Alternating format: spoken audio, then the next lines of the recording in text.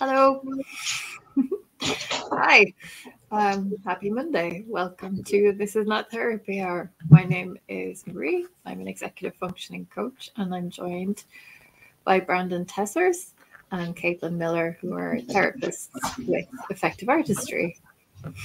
Hello. Hello. Welcome. Welcome if you're joining us in the chat. Yeah. A little bit about us, if you've not been to a stream before. Effective Artistry is a neurodiversity affirming therapy practice in Northbrook, Illinois, offering therapy to clients in the state of Illinois, and also executive functioning coaching for people anywhere in the world. We can meet you online. And if you'd like to know more, you can go to the website effectiveartistry.com, meet the team, and learn a little bit about how the practice works.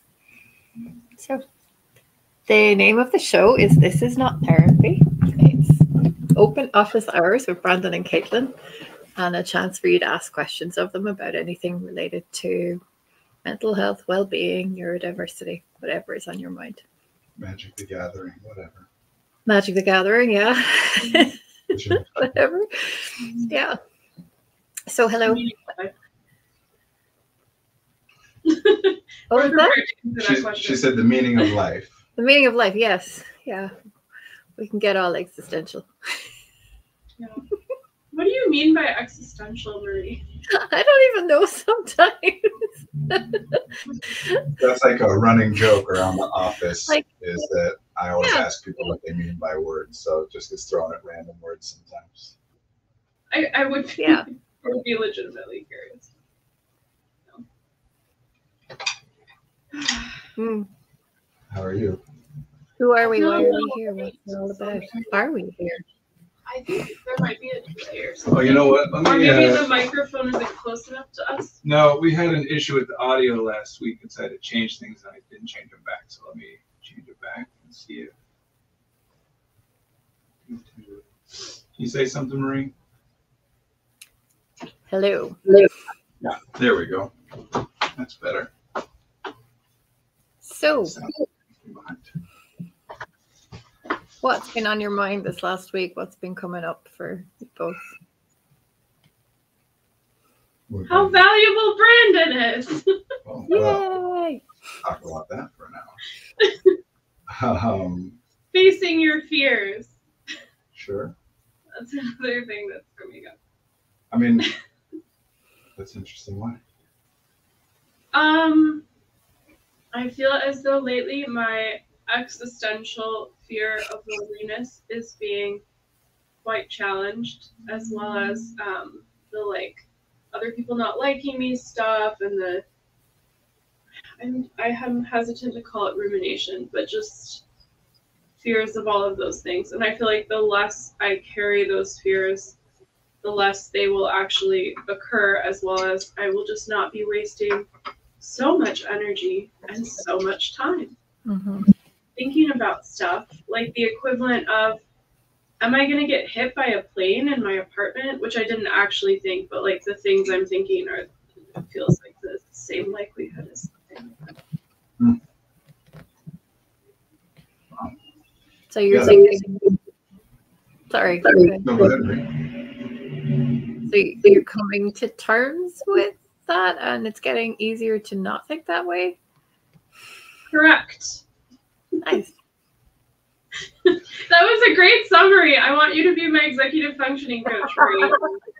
I have an internet connection. Just want to make sure I'm understanding.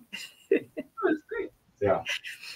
Those things obviously are tough, and some of those specific things are very common, like neurodivergent related issues. You know, the rumination over, do people really hate me, and the existential, you call it loneliness in the literature. They refer to it as isolation, but that no one can really know me. I can never really fully be known, kind of. Which I think last week we were saying how sometimes you feel like people who identify as neurodivergent feel things that are sort of existential truths, but they feel them in ways that cause them distress. Well, sure. Because how much can you really know yourself? How much can other people really know you? Limitations of time, energy, communication, language, blah, blah, blah, blah. Yeah, I mean, something that I've tried to point out a bunch of times, and I always think is worth coming back to, is that distress for me. The word distress is like the cognitive and emotional equivalent of pain. That like is just the signal, and it can be incredibly minor. You know, like the most minor discomfort is still a pain signal. There's no such like there's not a discomfort signal and a pain. There's just pain signals. Yeah. And a tiny little one is barely noticeable. You know. So by that meaning of distress, to me, distress is the result of a gap between what it is that you perceive to be happening, or what you think will happen or is likely to happen, and what you think the preferable version of that thing would be. And so, yeah, you're referencing last week talking about that when you're very aware of the fact that people can't fully understand you and you can't fully make yourself understood, it causes distress, and that distress is exactly correlated to what your idea is of how other people manage it. If you think other people are all perfectly understood easily, then that's a big gap between what you know your experience. But even without changing your experiences, you get a different idea of what other people's experiences are and what real is, you know, what's possible, then the distress goes down. Well, and it's interesting with language because I find that if I have conversations with people in my life who would answer the question, oh yeah, people love me, people know me, I know myself, it's totally fine. If I were to ask more and more questions, I think we'd get to the same truth too. So I think sometimes it's like that they feel the same. Yeah, not that they feel the same, but that the degree to which they are understood by other people and they understand themselves is similar to mine. It's just mine previously caused me distress, and theirs didn't cause them distress. Right, because of what you're aiming at and think is possible or realistic or likely. I mean, my mom will tell the story, and I don't remember this, but my mom will tell the story of when I was 5 and she couldn't find me for 10 or 15 minutes. She was looking all around the house and finally found me in a closet in a dark closet crying because I had spelled one of the spelling words on my test incorrectly in kindergarten. So that's what you're talking about, right? Is that for some people, like we're all going to miss some spelling words, but some people are like, yeah, that's what's expected. That's what's going to happen. It's not a big deal. Yeah. Some people think, no, if I miss one, it means I'm a terrible person. Mm-hmm. So that's why I'm always trying to focus on making sure that we're addressing both ends of that gap. Because people tend to just focus on like, how do I change myself to make myself better at this thing without ever looking at the other end of, let me explore what it is that's even possible or realistic so that I can decrease my distress. Yeah. Not so that we don't ever then work on ourselves or change ourselves. I'm all about that. Mm. It's going to be a lot more successful if we free up as much resources as possible from just feeling bad. Mm-hmm. So if we can adjust our aim, feel better, then we have more resources available to adjust what we're actually doing. Yeah. Otherwise, you get stuck in those cycles that lead to burnout, which I think is what we were mostly talking about last week. Yeah. One of the things that I've really learned about managing burnout is that my brain still enjoys being quite active. It's just changing the things it's active about helps a lot with burnout. Yeah.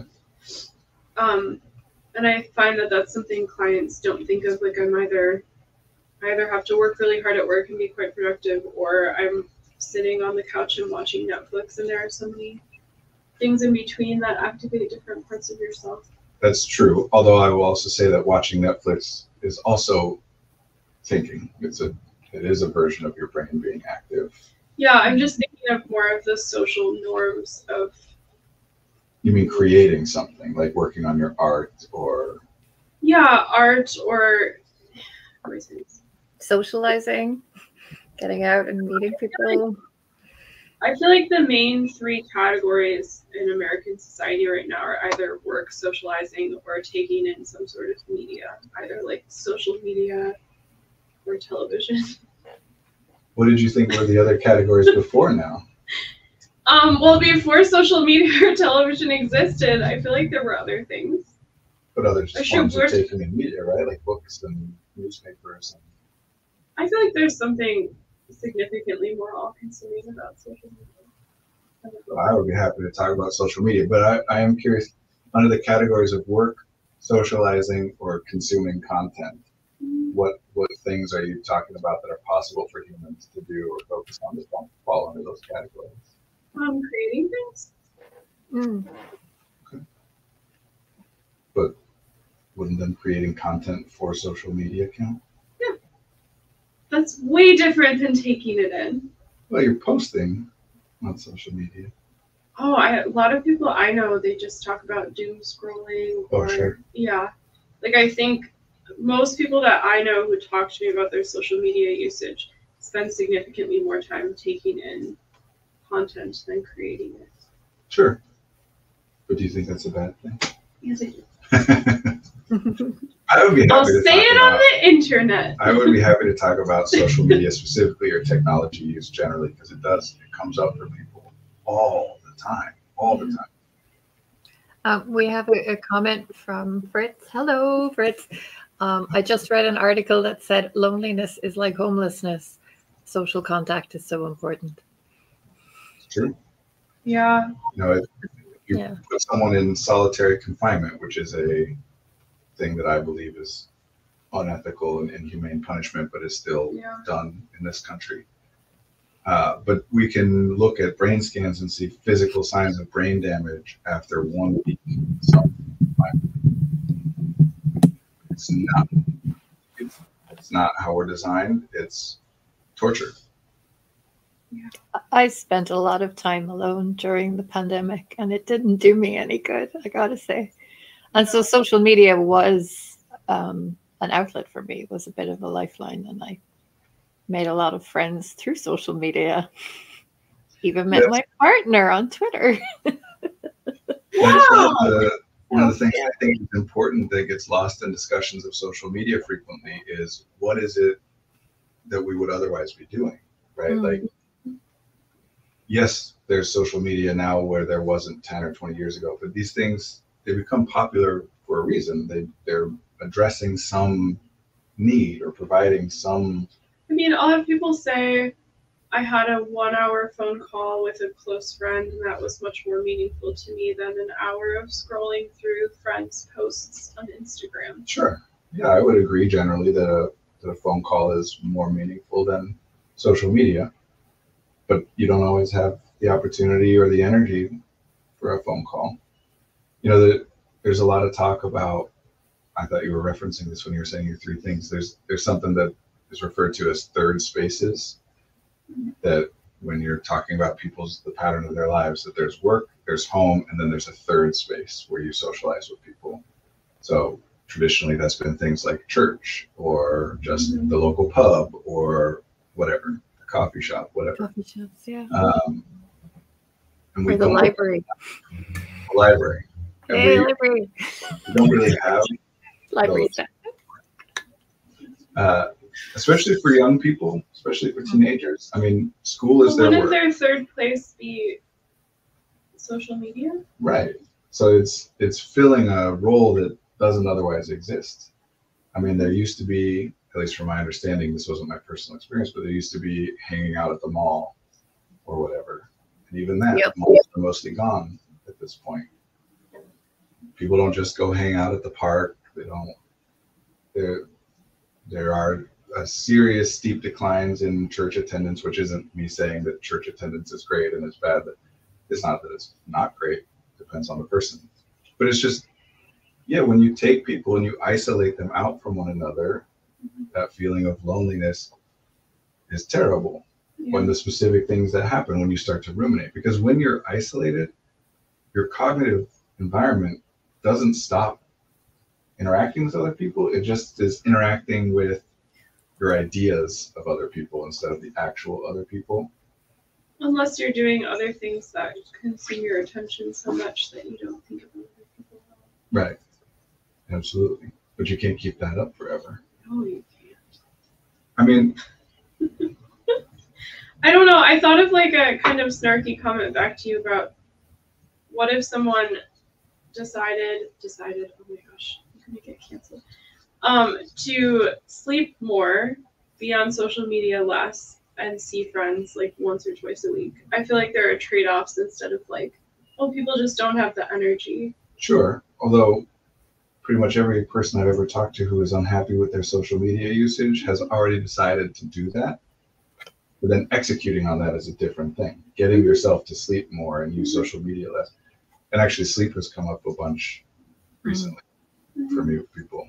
Yeah. Because I'm not saying it's easy or that it's the only solution, but I do think there was something about the way you were talking about not having the resources to pick up the phone and get on a phone call. I don't know. Yeah, sometimes you don't have that energy. Sometimes there's a reason that they're doom scrolling instead of posting, right? Sometimes it's just about observing and taking in social information without having to contribute.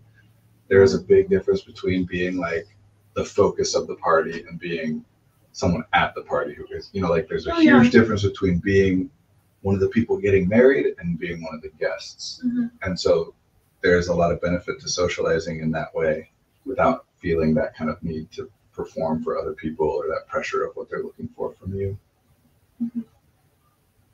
But just generally, I think people tend to like judge and criticize themselves and look for things to blame for their struggles and whatever.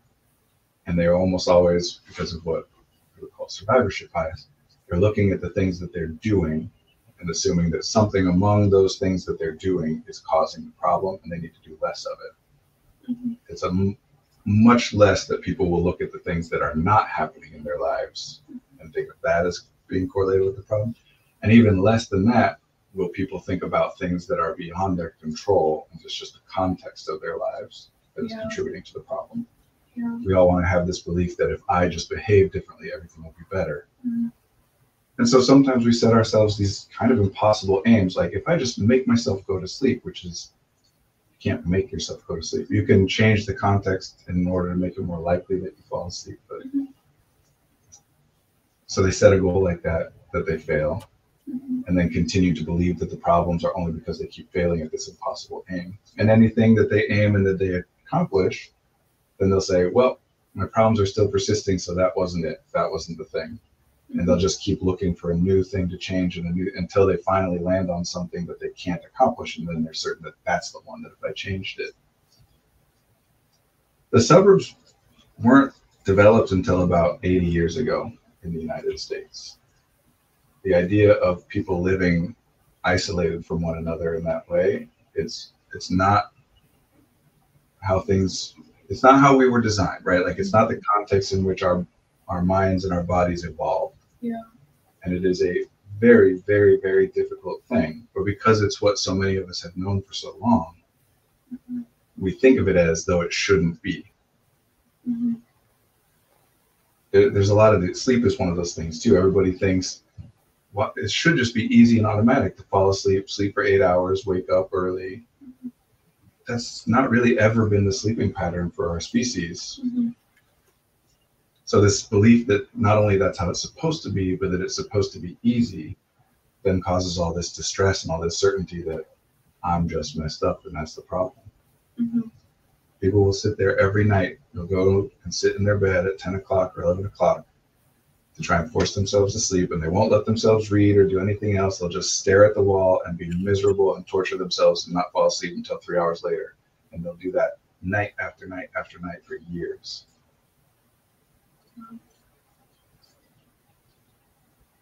So what happens with this theoretical person who wants to be on social media less, and they go through all of the behaviors they are doing, none, and then all the behaviors they aren't doing and come up short on that, and then it goes into the parts of their lives that they have no control over, and they determine that that's the reason why they're on social media so much, and then they accept themselves?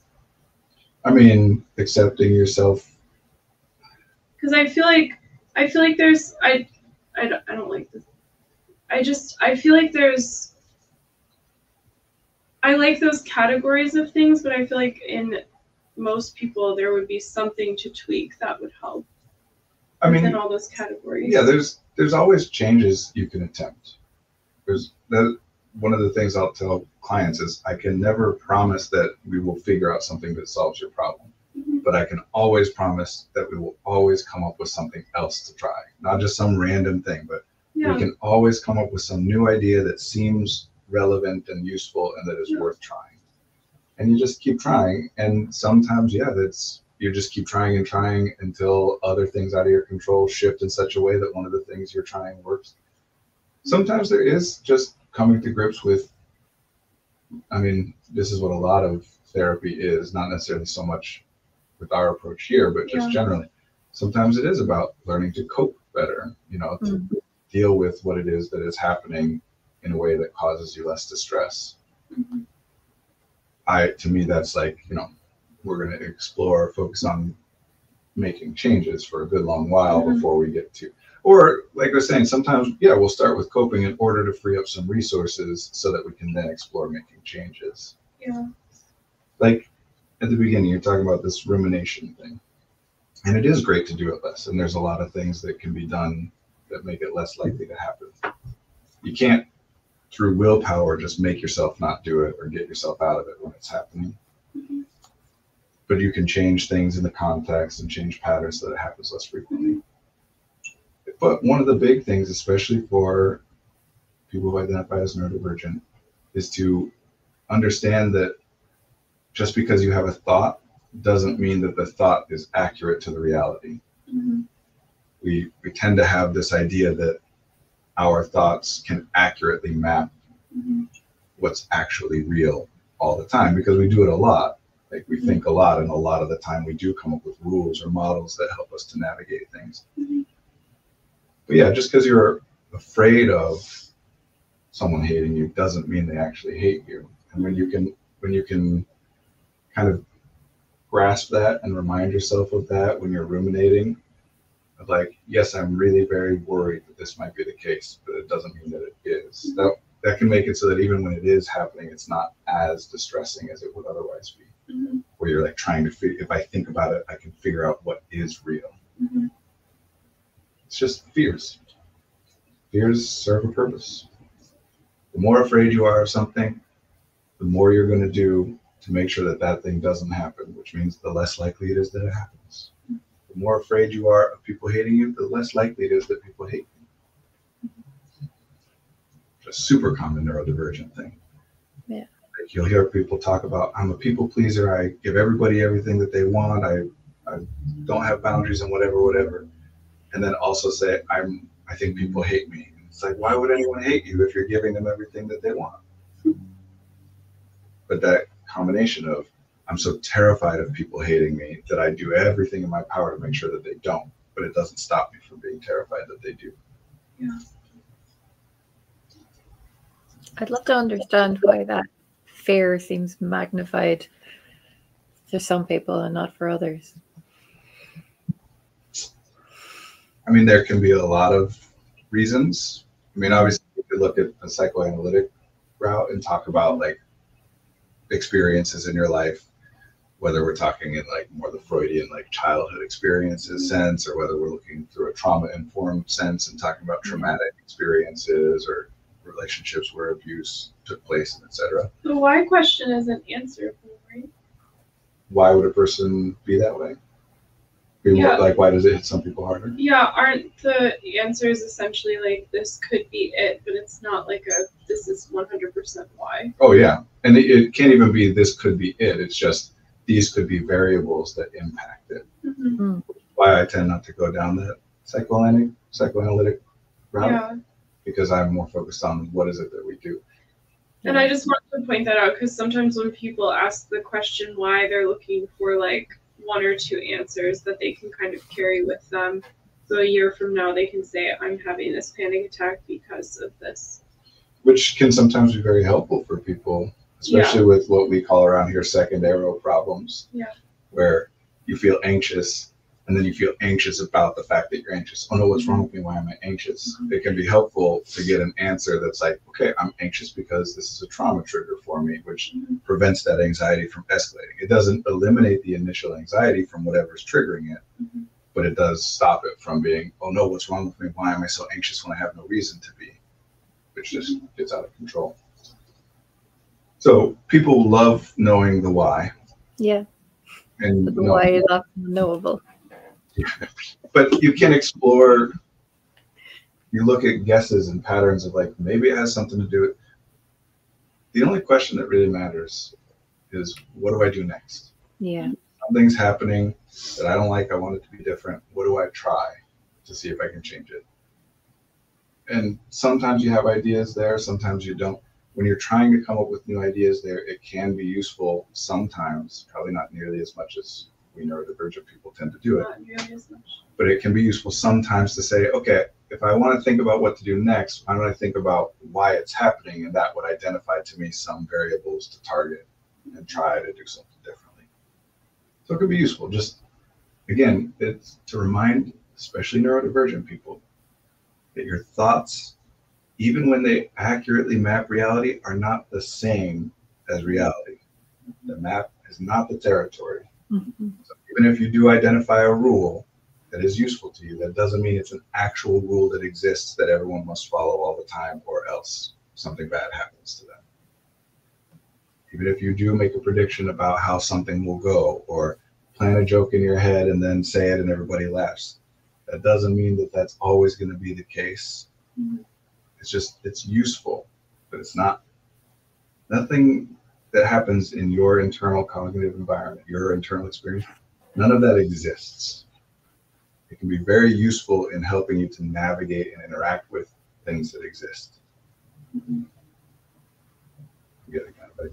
An example, I was going to go back to the why question. I'll have clients in a ton of distress, so much so that they're in like prefrontal cortex shutdown, fight or flight, and they'll still be so tied to the answer to the question why that they'll be trying to answer it like during a near panic attack. Yeah. So I think that's kind of a good extreme example of the lack of utility at times of asking why. Yeah. And I mean, that gets into what we would call habits too, right? Like a default. Every person has a default response, an unconsidered response to any stimuli. Anything happens, and even if you're not consciously thinking about it, you will respond in some way, even if the response is to not change anything about what it is that you're doing. Yeah. To do anything other than that default response requires cognitive effort to override it. So that's what a habit is. And all those rules that people get about, like, to form a new habit, you must do the same thing for 10 weeks. And that's not, again, those can be useful sometimes, but it's not how it works. No. Some people's default response to fight or flight is to think, to try and think their way out of it. Yeah. Which is often what's happening with neurodivergent people. It's often involved in burnout and emotional meltdowns and panic attacks, because the thing about physiological state that we call fight or flight is that it makes you way worse at thinking about stuff. Way worse at thinking. The whole point of that state is to cut off your ability to think and get you to take action with your body, to actually move and do stuff. So it's like kind of going against our natural biological mechanism of protecting ourselves in fight or flight, is to ask the question why. Right, because you've learned over the course of your life that so much, so many times, so frequently, thinking about a problem is your best way to solve it. This is why I do think there's a correlation, as I've probably said here before, between what we call intelligence and what we call neurodivergence. Both of them involve a lot of thinking about problems as a preference to taking action on those problems. You know, I want to solve it perfectly in my head before I do anything. And I've said before, we don't need to talk about it, but I don't use the word intelligence the way that our culture generally does. So I'm not talking about IQ. IQ is so problematic. Mm-hmm. But yeah, the more you have been able to solve your problems by thinking about them, the more that thinking about problems is going to become your default response. And tell me if this sounds like the pattern that leads to a panic attack is For some reason, there's a problem you're considering, and no matter what you think about it, you can't find a solution. The more you think about it, in fact, the worse it's getting in your head. Mm-hmm. And then all of a sudden you start to notice your heart rate increasing and your breathing gets shallow and maybe some sweat. Mm-hmm. Because that's what happens when you hit fight or flight. That's a colloquial term for it. And again, the kinds of people who come to these streams, we tend to think of it as a psychological state. It's a physiological state. Yeah, it is measurable, unlike, yes, generalized anxiety disorders. The brain waves in your head change. Adrenaline and cortisol are being dumped into your bloodstream, which have a physiological impact on you. And those things, they make you lighter on your feet, quicker to move, right? They make you feel, it's almost like shooting up meth or something, right? Like it makes you feel very energized out of nowhere all of a sudden. Yeah. But if in response to that, you're just thinking more, Mm-hmm. then part of what you'll think is, what's the word I'm looking for? Frequently. Part of what you'll think frequently is, oh no, now I'm starting to panic. Why is my heart rate increasing? What's going on there? And now you're still trying to solve this problem. And as time goes on, your ability to think is diminishing. You're getting less efficient at it. More adrenaline is dumped into your system to try and solve this problem. Your heart rate's increasing even more. You're breathing even more shallowly. You have no idea of why you're feeling this way. You start to think maybe I'm having a heart attack or something. I'm dying, right? Like this is what panic attacks not always are, but generally, panic attacks are you're in fight or flight, but that doesn't solve the problem. So the body keeps dumping in more and more and more to say, let's keep trying. And it just makes it worse and worse and worse. Yeah. Another comment there that says, I totally shut down when someone said you tried too hard to be funny. So shutting down, is that just another way of expressing fight or flight? Or no, there's fight, flight, and freeze, right? Some people say that. Some people say fight, flight, fawn, or freeze. Yeah. A lot of people have found value in those ways of talk. I personally don't use those terms. Because freezing and fawning are just versions of, like fight or flight is a colloquial term. And it, in its original sense, like we're talking about the adrenaline, whatever, it means to physically attack, fight, or physically flee from flight.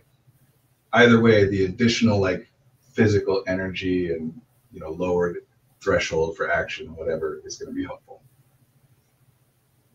The problem is that when you start to have that response to non-physical problems, which is theoretically a fairly recent, like in the span of our species, is a fairly recent thing. Yeah. That we're responding to intellectual or social problems as though they are physically going to kill us, which I think is fascinating. There's a lot behind why that happens, but it's very real. You can actually, because of how we make connections and what that all is for, you can start to respond to something as though it is a physical threat of killing you, even when it's not. And so fawn and freeze are both versions of flight. Okay. They're just in response to a social situation rather than a physical one. Yeah. Fight and flight just means I resolve the problem or I withdraw from the problem. I guess I would love to find different, I would like to find maybe different language for us to use, because I think some people who have endured trauma, specifically trauma with like people who might be stronger than them physically, they'll talk about freezing and not really as a way that solved the problem or a way that they escaped. And definitely it's not is fighting. Like a trauma response. Yeah, it was more of like, I was so overwhelmed that my body shut down and then a terrible thing happened to me. Well, that way of describing it, I would say, is a very like psychologically centric view, that my body shut down because I was overwhelmed. But theoretically, no, actually freezing and fawning, theoretically, those are things that did solve problems for you, did make it less likely that you get noticed or hurt or whatever. it doesn't necessarily work all the time, just like fighting or fleeing doesn't necessarily work all the time. But it theoretically wouldn't become a habitual response unless it actually, if every single time you did it, it made things worse. The body is very quick at adapting. It's unlikely you would keep doing that. Well, I almost think of it as a response in a circumstance. If someone like who is physically stronger than you would not be able to fight, and you're also not able to escape, then that's like another option. Yeah, well, and again, in this particular example, Yeah. you're talking about the physical elements of it, but it's always another person in the examples you're talking about being hurt or abused, which means that it is a social problem, not a physical. Oh, well, I'm talking about someone like beating you up for like sexual violence. No, I understand, but the solution, the source of the problem is still another person, and getting that other person to treat you differently is a theoretical solution to the problem. Does that make sense? Oh, I think I get what you're saying now. That if the problem is one about another person, then it's social, as opposed to like a like a rock slide or a predator kind of, that kind of thing. So then with those, if that person were to say it was a fawn reaction, then how would you talk about their language of fawning in that specific circumstance? Well, as always, it depends. And I always want to like try to be clear that I'm not, when I offer these different ways of using language, I'm never ever trying to take away something that helps somebody. So in that little thing, I tried to make sure that I said there are reasons, these are useful ways of thinking about it to people, especially with trauma. Yeah, and I agree there is utility to it, but I'm just curious. So I wouldn't necessarily try to address that unless I think that way of thinking about it was causing them some problem. Okay. In which case I would focus on it the way I often do with these kinds of things, again, most likely, where I'm talking about it as a tool, and a tool that is useful and valid and wonderful to have, but that when you think of a tool as being useful for tasks that it's actually not, and you're trying to use it beyond the limits of its utility, it causes you problems. Like, if you're trying to cut a piece of wood in half using a hammer, then that's not a great use of a hammer. It doesn't mean that a hammer is not a great tool or that you should get rid of it. A hammer is a great tool. It's just not great for that thing. And the fact that you're thinking of it as useful for that thing causes you a lot of problems. One, it prevents you from looking for any other tools because you think this one should be the one that you need. Two, it starts you thinking that the problem must be user error, because if this is the tool that's for this thing and everybody else uses it for this thing, then why the hell are you breaking your fingers and hurting yourself constantly trying to, what must be wrong with you now you're using it. And number three, it keeps you continuing to use it as a result of those first two things. You keep using it even though it never works in that particular context. One of my favorite questions for people is, how's that working out for you? Because they will say things like, I know I need to go to bed earlier. I've been trying to do it for years and it never works. I'm miserable. I said, well, maybe we should explore some other things. No, I know I need to go to bed earlier. I just need to get myself to do it. And I say, how's that been working out for you? Like, how many times do you need to attempt the same strategy, have it blow up in your face or fail before you finally say, maybe I should explore whether there are some other strategies? Yeah. Yeah, especially with the fawn term, anything related to like that comes out of the world of trauma, I would be very hesitant to try and like take that away from someone or tell them that they're using it incorrectly or anything like that. Yeah, and I think that's why I gave that example, because I thought of a lot of ways that talking about it's just fight or flight would be useful. So I was trying to think of what an exception would be. So that's, I think, why that came up for me. Yeah, well, anything that a person does with any sort of pattern, right? Like anything that you do over and over, especially if it's something that causes you a problem as you do it over and over, it must help you about 10 times as often as it doesn't work. Otherwise, again, humans are very quick to adapt. When we do something that causes us pain, we drop it real fast. Every person has had a moment where they like move in a certain way, it starts to hurt, and you immediately freeze. Or if you like tweak something and how quickly all of the movements of your body, you know, at first, simple things like even taking a drink, you'd be like, oh, ah. But then within a day, you start to notice that even though that thing is still tweaked, you just learned slightly different movements to do everything that you've done. So when people, for example, say that they're overthinkers, that's just, again, a survivorship bias. You're noticing all the times you're thinking about a problem that doesn't work. You're not thinking of all the times that you think about a problem that it does work.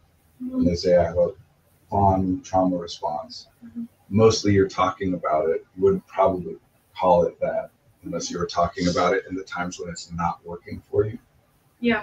But you're not thinking about all the times that it does work or has worked for you.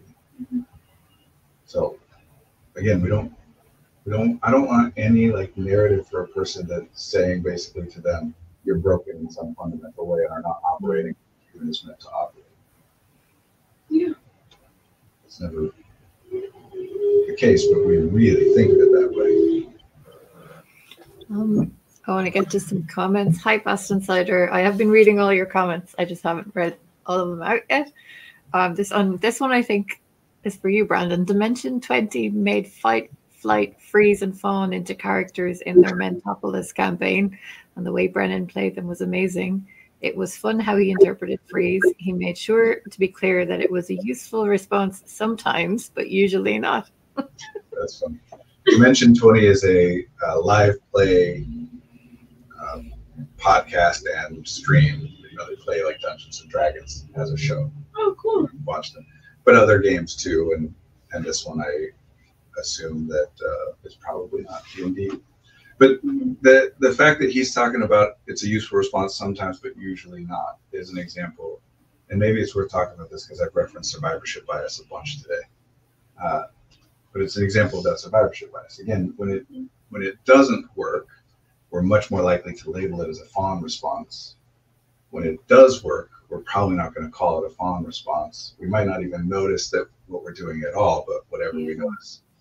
Like, just generally, when you do something that works for you, you don't notice it because that means that the problem was solved and didn't escalate, you know, especially things that you solve quickly, you just don't notice. Whereas things that don't work, you're a lot more likely to notice it. Again, I'm thinking about how many comments there are. Is there anything else to read? Fritz says, I don't experience flight when there is a physical threat. Well, you may not have or may not have recently, but you would, given the right circumstances. Like if your house catches on fire, you're not going to try and punch it. I punched my house. That's the new firefighting mechanism. Yeah. We punch buildings. Again, my guess, and partly this is knowing my dad, that he's referring to other people, which again is a social problem.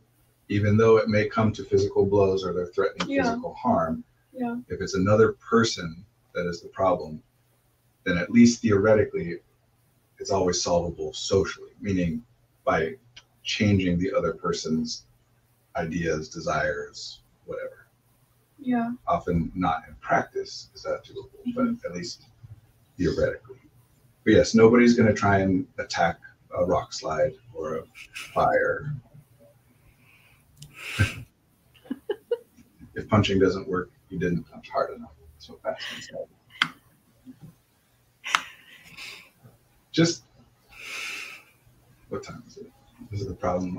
I'm in the middle of We've got about 15 minutes.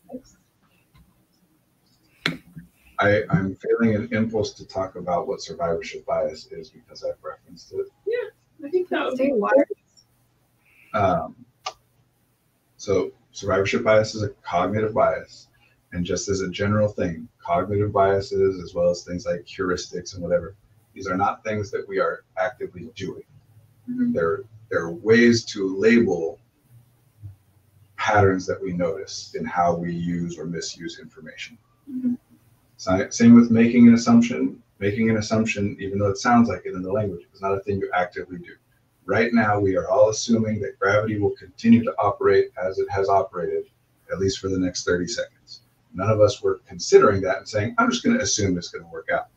But I can say we're all assuming that because we're all acting as though it's the case. Mm-hmm. If any of us had doubts about whether gravity will stop working 30 seconds from now, we would be behaving very differently than we are. So at any moment, you are making uncountably infinite numbers of assumptions, because we could describe it in different ways. It's not a thing you do. We're labeling things that we're not doing. Mm-hmm. So biases are about looking at, okay, we notice a pattern of mistakes that people make, where they do something or they make a decision based on information, they consider something, and there's this other stuff that they didn't consider. Mm-hmm. And we want to start to be able to label that to help our ability to start to consider these things. Fast Insider says, Brandon has said this often enough that I'm starting to have doubts about gravity in the middle of the day. I just pictured the tree in front of the building just getting lifted up, and I was like, wait, okay, so for things on Earth that have roots and foundations, would they technically stay on Earth, but then anything that's more easily movable, that's what would float up? And I was like, it would depend on the mass, it would depend on the gravity, The tension of what's holding it. The tension of what's holding it. I used to, I don't really do this anymore, but I used to, especially when outside, I would have these, like, I would imagine what would happen if gravity went sideways all of a sudden. Like, where's the nearest ledge that if I started falling that direction, like, what would I land on? And then almost like a floor is lava game, like, how would I get to the next thing and the next thing and whatever. Which, by the way, is a great example of something I talk about when we're talking about people saying that they have a hard time focusing or they're getting distracted. Those thoughts were never really relevant to any particular thing that I was doing. Mm-hmm. You could say that that's me getting distracted. And yet, look at this. Look at how I am using those thoughts in an example and in a metaphor that helps me to accomplish what I'm trying to accomplish.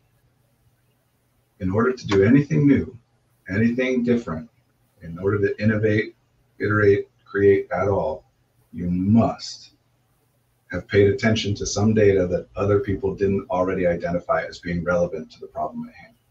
Mm-hmm. If you only paid attention to the stuff that everybody already says that's the relevant information, well, there's a reason that they already identified as relevant as part of an existing solution. The only way to do something new is to pay attention to stuff that other people are like, that has nothing to do with anything, until later you make a connection and they're like, wow, how'd you come up with that? Mm-hmm. Distraction is not a deficit. There's a reason you pay attention to that stuff. Anyway. Survivorship bias. So most cognitive biases, we just label it, and they can be broken down mostly as we think the information we have is more important than the information we don't have. Generally, most of them fall into that category. And survivorship bias is a specific, we pay more attention to things which persist, which either are still around or last for longer periods of time than we do to stuff that didn't last as long or is no longer still around. Mm-hmm. So a very common practical example of this is artists who look at all these successful artists in whatever their field is and think about, wow, look at what these people did. How do I become like them? I'm not like them. What's wrong with me? Whatever. Yeah. And what you're leaving out is the 99% of artists who did not become that. Yeah. So literally you're only comparing your own actions against the like 1 in 100,000 people who become famous. And of course, even if you yourself are very successful and famous, you're still going to not rank super highly above average among a group that's selected that way. Mm-hmm. So I'm referencing survivorship bias to say, problem comes up, I think about it, I come up with a solution, it's done. It takes a split second. Another problem, I think about it, solve it, done. Another done. Now here one comes up, I think about it, oh, that's, I keep thinking about it, and I keep thinking about it. And the worst versions of these are ones that literally cannot be solved by thinking about them, because then I will continue to think about it, ruminate on it, perseverate, all these words I'll just keep thinking and thinking, how do I solve this? How do I solve this?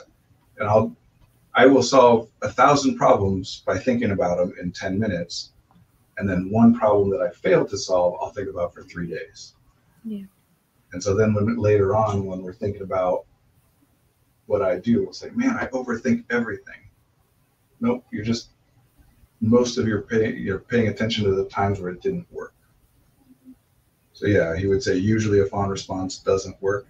That's because when it does, we wouldn't label it a fawn response. We would call it something else. We would call it being charming or manipulative or getting away with a lie or whatever, making someone like you.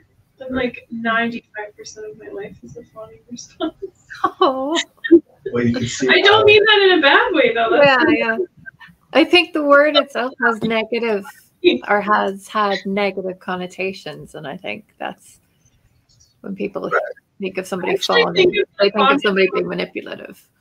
Yeah, I think of it as a positive connotation. At least in my own life. I'm not saying anything about my clients or whatever. In this context, fawn is being used to mean make someone like you. And yes, generally speaking, making someone like you is not a bad thing. But when we're calling it a fawn response specifically, almost always we're talking about it as a trauma trigger. Yeah. Almost always we're talking about it as when it's not working or not appropriate. Like even if it does work, you're having to violate a bunch of your boundaries in order to make the person like you.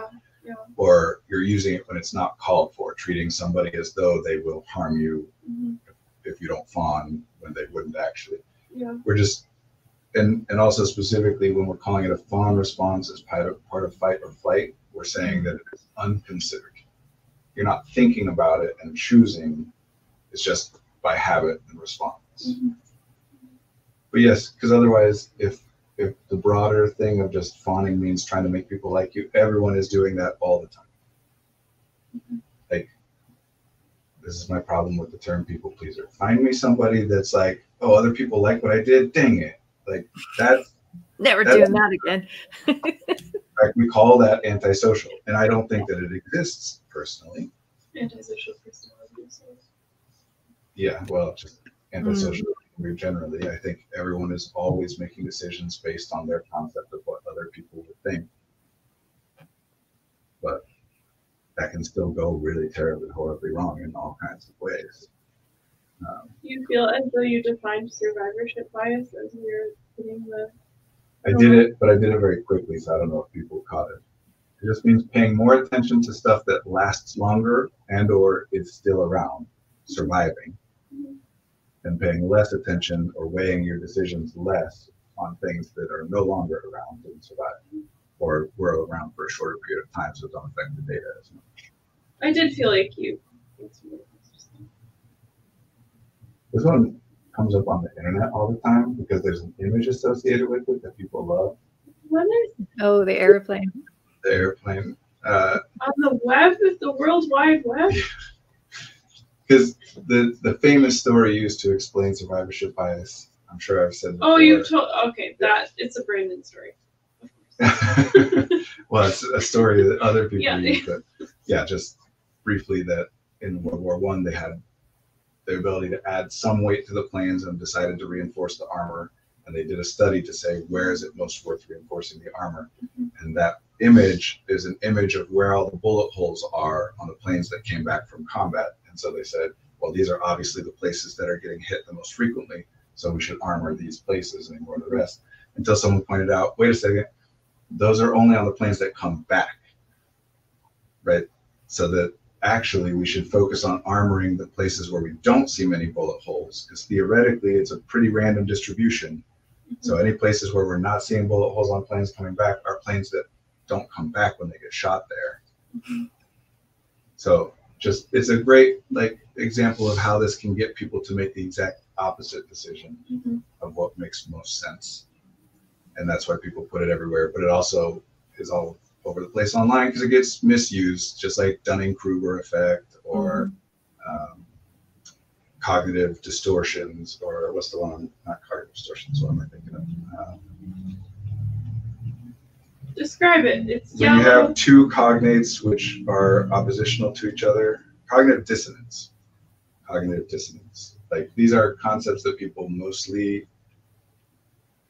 use for in ways that they're not actually intended, or they've been warped a little bit. Yeah. And specifically, they mostly get used as insults. to people. Social media. Gosh dang it. One of my clients was just telling me a story about a TikTok he watched where the guy referenced survivorship bias to talk about a football player. And the point that he was making was that, sure, this guy throws a lot of interceptions, but he also makes a lot of big plays. So you just got to take the good with the bad. It's like, that has nothing to do with survivorship bias at all. But it's evocative, and survivorship bias would be like, we're trying to figure out what to fix in his game, and we're focusing on stuff. Anyway, people just, here's a quick tip for everyone. Don't try to sound smart. Whoever you are, whatever you're doing, it's not about how smart you are or are not. If you think of it as, I'm trying to sound smart, then by definition, you are using words or concepts or phrases that are not part of your normal usage. Otherwise, you wouldn't be trying to do anything. It's funny you said that, because I was thinking when you were talking that I feel like I usually work with clients on using less clinical words than more. Oh, sure. And especially people who are, well, okay, I don't know that. People, some of them are on social media a lot. They'll say like, I have this syndrome and this syndrome and this syndrome because of this CBT concept and this DBT concept and this existential concept. And I hear it and I'm like, it kind of seems like a word salad. Yeah. And then they get more specific and they're like, oh, well, actually, I want to eat more vegetables or something. Like it just becomes, right. Well, they'll say all the things. I don't know. There's so many examples of it. It's actually probably one of the most common things that happens in therapy is some version of, I have this problem and I'm going to use these words and getting more specific. Really, I totally agree, 100%. And it's very, very specifically, it's when people are using these things to explain why something's happening. Mm-hmm. Using language that you've gotten online to describe what is happening is fine. Yeah, and I find it's a really great start for conversations too. Right. So I'm not saying it's a bad thing. It's just interesting how those conversations play out. Right. To say like, oh, I'm dissociating, even though pretty much anyone I ever ask what they mean by that can't really answer it. It's just there's words like this that we mostly just learn from context and don't really have a specific. That's fine. It's not about knowing the proper, it's language that's allowing you to express something. That's fine. Where it becomes a problem is, when people are using language to explain why something happens. Like, I went through this breakup and I was really sad because I have attachment issues. It's like, well, you may have attachment issues. I'm not denying that. And that might have impacted how you feel. But also, like, being sad in a breakup is kind of, the expected response. Mm-hmm. So to, like, pathologize your own experience of that. Mm-hmm. Like, and then an example of that, too, is the person, and again, attachment issues are totally valid.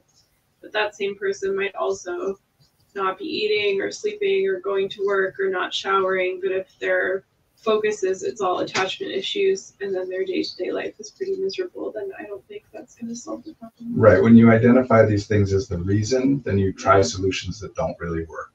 And then you get stuck. A more like common example for, the stream's purposes is people who will say like, I keep procrastinating because I have ADHD.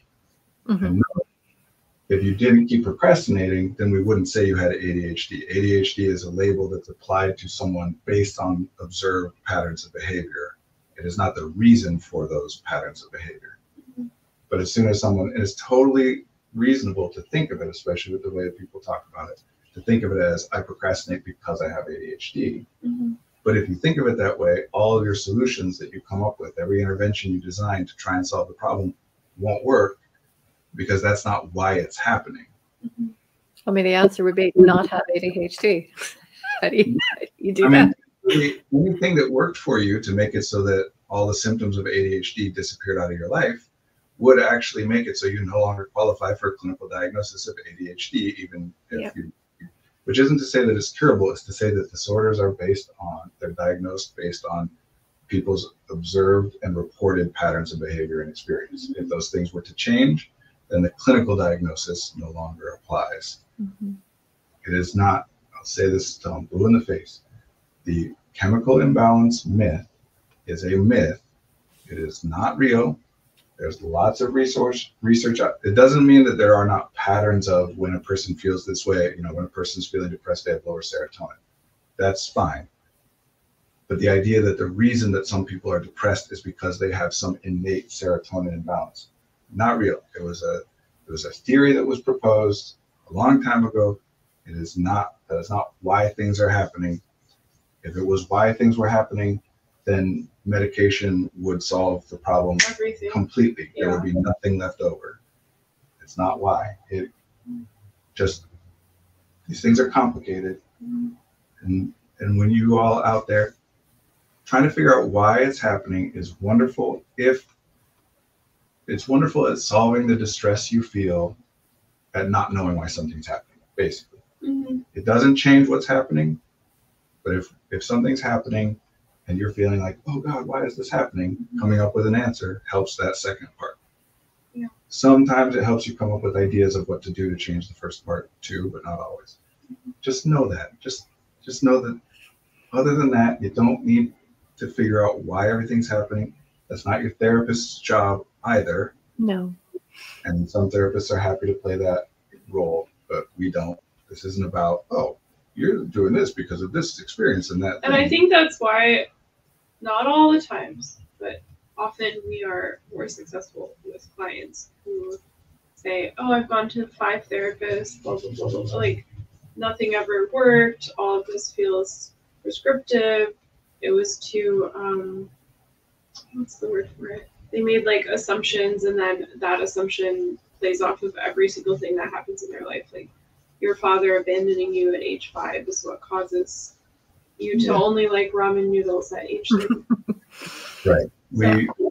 You have an auditory sensitivity issue because your father left your mother in the middle of the night when you were sleeping, and now you never want to miss any auditory information ever again.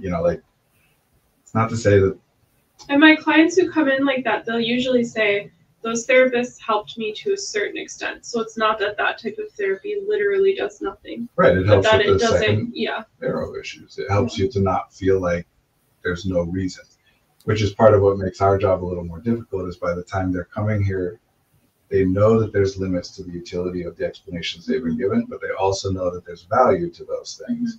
So when we're there's a reason I have so many metaphors around like what's useful is useful, and also because otherwise people have been using this metaphor a lot. And what happens is someone will come in and say, we're seeing spirits at night, mostly at night, sometimes in the day, but mostly at night. We're having weird like senses and feelings, mood shifts. It'll just get cold because our house is haunted.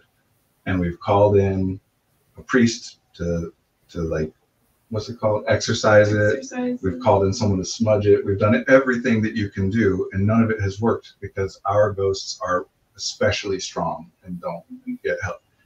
And then we'll say, okay, well, that doesn't sound like you're haunted, because if you were, all that stuff would have worked. Not because it's not possible, but just because you've done everything that helps with haunting and none of it worked. So since it didn't, it's at least worth exploring that maybe there's some other explanation.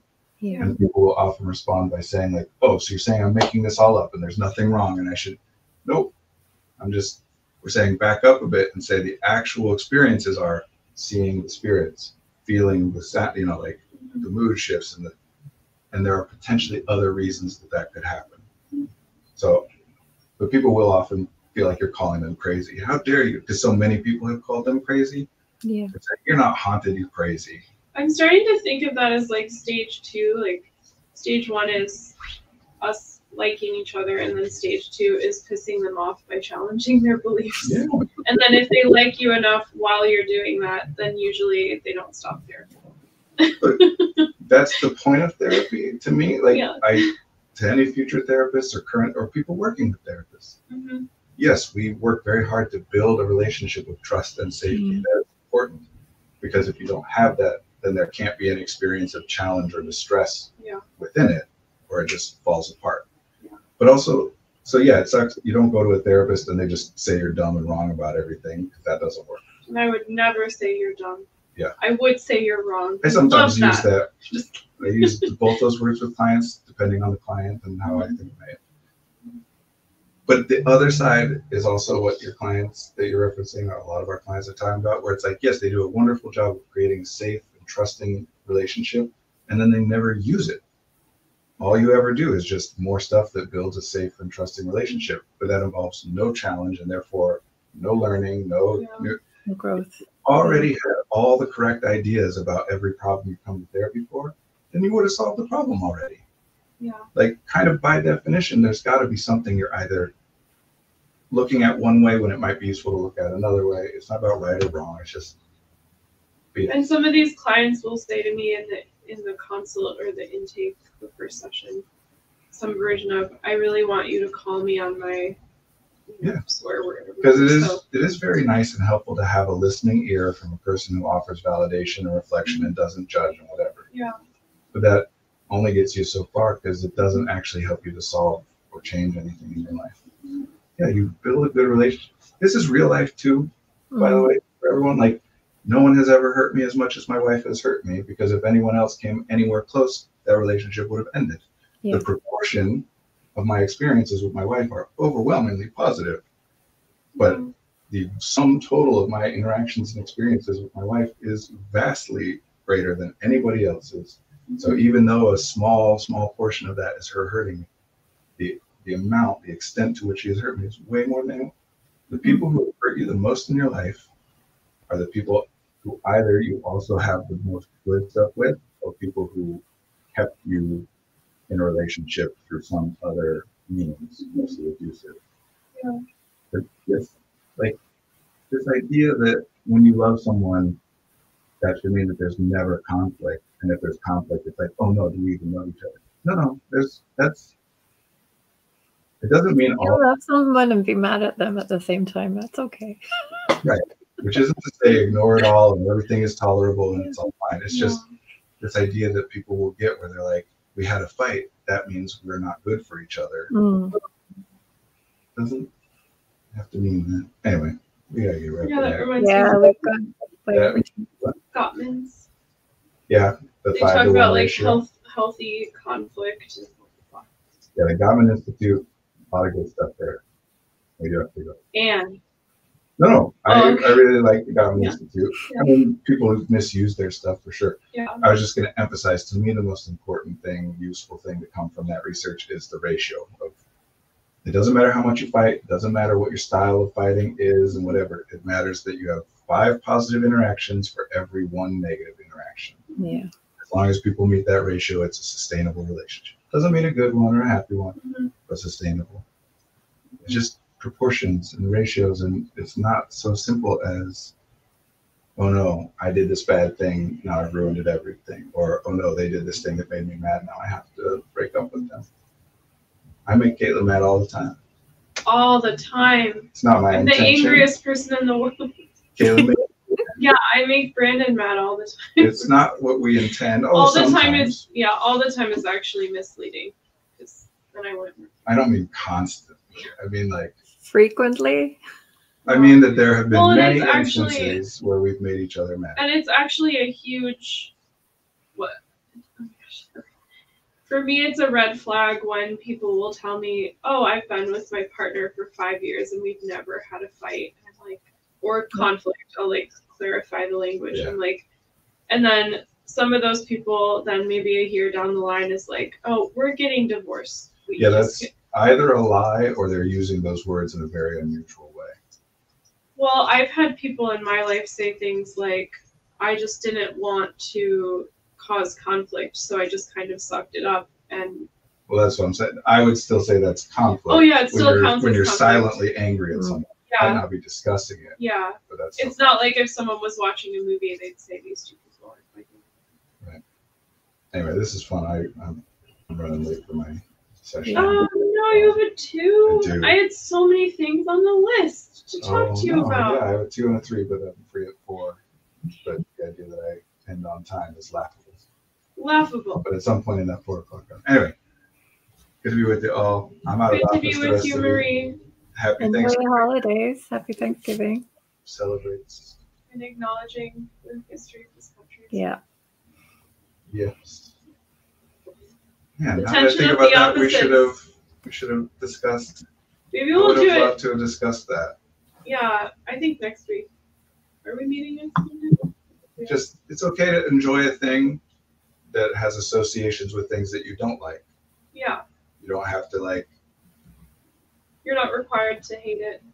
flagellate yourself, hate yourself with a Yeah. You don't have to be miserable in order to be someone who can like believes what you believe and has the values that you have, and you can understand that the origins and the stories about things are misleading or problematic and still have a nice time. Mm-hmm. You can still enjoy putting lights up around your house. In fact, I would say every successful revolution in the history of our species has involved a lot of joy and celebration, because it's hard to fight a revolution and you can't do that forever. It is important to find joy and community and celebration, or you will burn out.